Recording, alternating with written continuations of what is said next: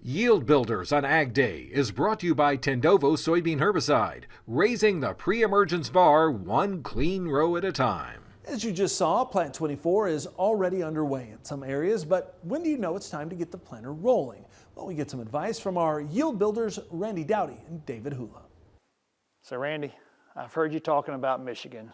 You got a lot of comfort in Georgia. You know, you're planting when the shorts, you can be wearing shorts out there. You're fighting gnats and mosquitoes, so heat's not a big problem. As you move north, it becomes more of an issue. So when you start thinking about your planting season in 2025 for corn, I mean, I know you're trying to figure out what hybrids to plant and all that, but when do you know it's time to start planting? And then when do you even hit the brakes, pause, or say you're done? Well, David, in the South, you're exactly right. We have a problem, and our problems normally whenever Easter falls. If we plant in February, we had 78, 80 degree weather, last week.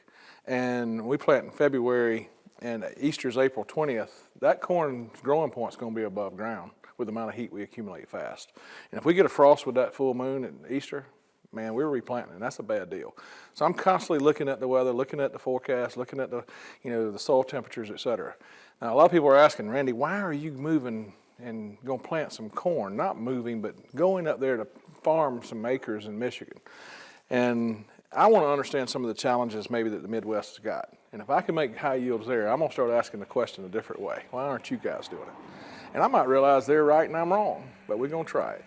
So some of the things I'm going to look at, obviously we understand, corn needs to come out of the ground fast. David, me nor you have made high yielding corn where it takes 2 weeks or more to come out of the ground. That's a problem. And high is relative, but we just can't let corn sit there. Most people in the Midwest, as I understand it, like to plant corn, when it's fit. And they determine fit by it's dry enough to put a planter in the field and dirt not stick or mud not stick to the gauge wheels.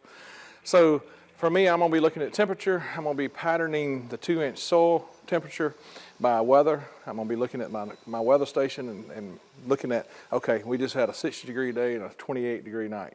What did it do to my 2-inch soil temperature? Then I got to find a meteorologist or a weather man or woman that obviously I can trust to predict what the weather's going to be. You mean that they're accurate?